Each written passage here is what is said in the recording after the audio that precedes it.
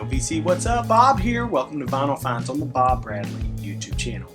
This is number 115. That's right, folks, number 115.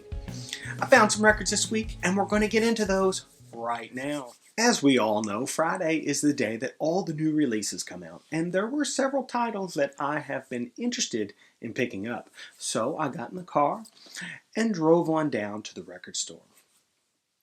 Once I got inside, I started browsing around and lo and behold, found some things I didn't even know I needed.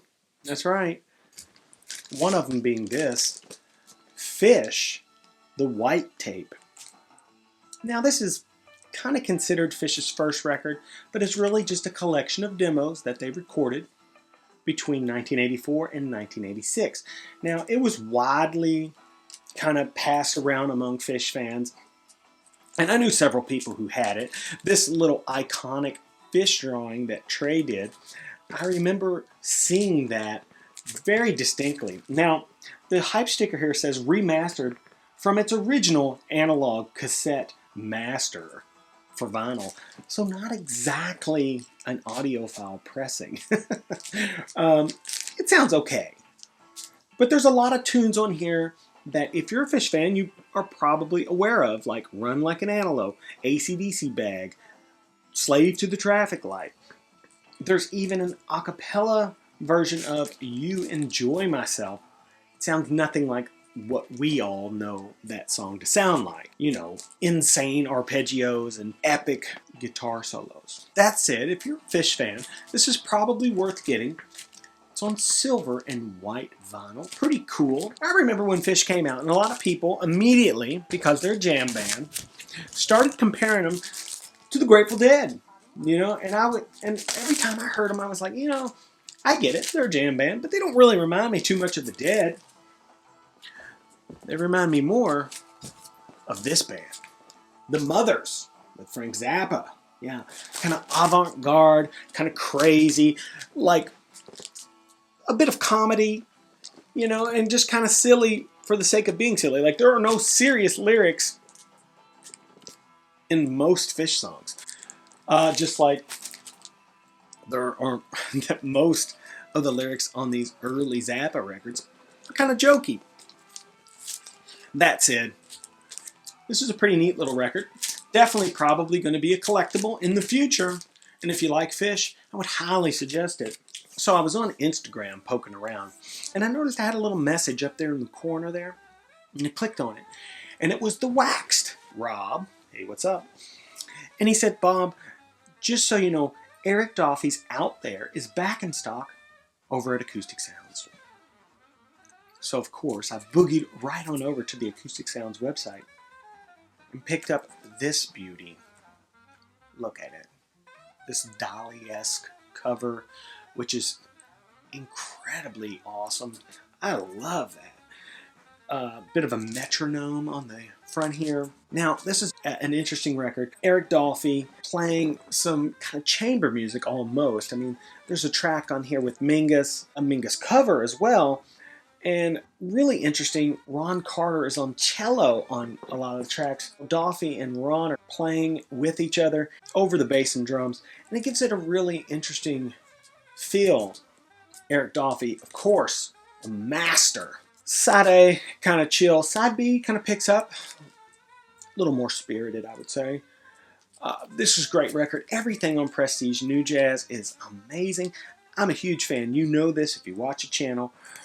This pressing is immaculate. Analog Productions, it's beyond. I say this every time. The cover is incredible. Just the feel of it. The tip on, you know, the whole deal. Super stiff feeling, very quality. On that New Jazz label, flat, sounds incredible. They're 40 bucks. A little high. That's it. You're going to have this record forever. As long as you take care of it, you're going to have a mint condition copy of one of the iconic jazz titles. I'm super stoked to have that. You know, I didn't think I was going to be able to get any more of those Analog Productions Prestige records, but as they become available, you don't have to pre-order them. If you just put it in your want list, as they become available, they'll email you and say, hey, it's in stock, and then you can just run over there and pick it up. Speaking of records I've been waiting to pick up, this actually came out many moons ago. And I was disappointed because it was supposed to be released in December and then January, and then it finally came out. This is the indie record store exclusive, The Ballad of Dude and Juanita, right? Stuart Simpson. This is sort of Sturgill's Red-Headed Stranger. And it's a pretty great sounding record. The sonics on this are excellent. Some of the players from his bluegrass records that he just did are on here. Sturgill's voice is in great shape. The songs are fantastic. He's telling a little story about the Old West. Some cool tracks on here. My favorite one is Sam. It's about his dog dying, unfortunately, but it's a really awesome song. Here Sam is on the cover. I like that.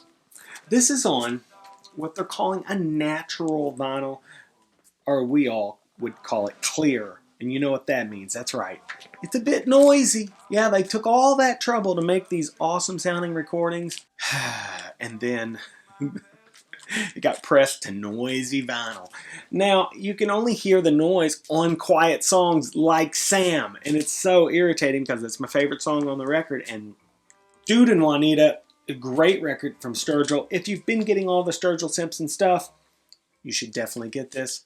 This is a smoker. And I didn't know it was a tone poet, to be honest. I thought it was a Blue Note classic. And then I picked it up and was like, whoa, tone poet. Grant Green, the Latin bit. This is a fantastic sounding record. If you're into Latin music, now, that is a caveat here. You have to like Latin music, at least a little bossa nova, okay? Interestingly enough, the CD of this had a couple extra tracks that featured Ike Quebec.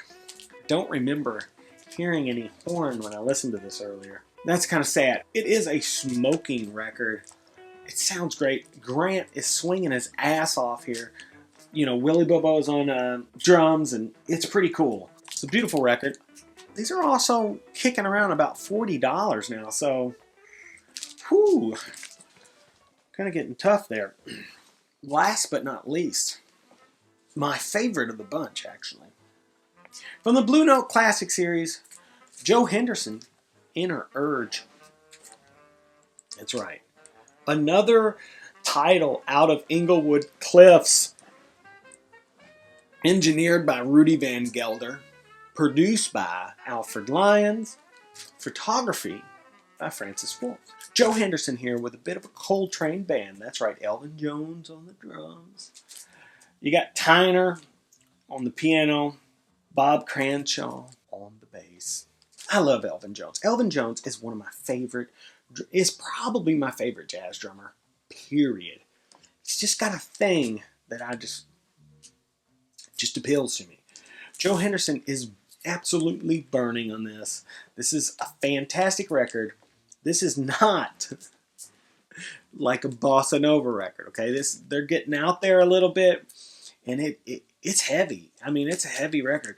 The dynamic between Elvin Jones and Joe Henderson is insane, and this is just kind of a really heavy, and it's a little bit out, but not too much, and it just sounds killer. I love this record. Would highly suggest it on that Blue Note label. It's a New York, and it's a beautiful pressing. Mine was flat, quiet. Blue Note Classic Series for the win. What a group of records here. Bam. That's right. Joe Henderson, Inner Urge. Grant Green, the Latin bit. Stuart Simpson, Dude and Juanita. Very good record. Eric Doffy's out there. Yeah, look at that cover. The white tape. Not an audiophile experience from Fish. That's it. Pretty cool stuff. Yeah, folks, you know, there's a lot of stuff going on in the world, a lot of uncertainty, and you know, I'm trying to be responsible with my money right now, and respectful at the same time. So, you know, we will monitor the situation and, of course, hope it turns out for some type of resolution soon. That's it. I've got some pretty cool things coming up, and I hope that you're digging the videos. So please like, subscribe, tell a friend, leave some comments down below. And until we meet again, that's right, folks. Loud out. Okay. Oh. It's not that big of a deal. I'll play to the original. Let me hear what I played on the original track, please.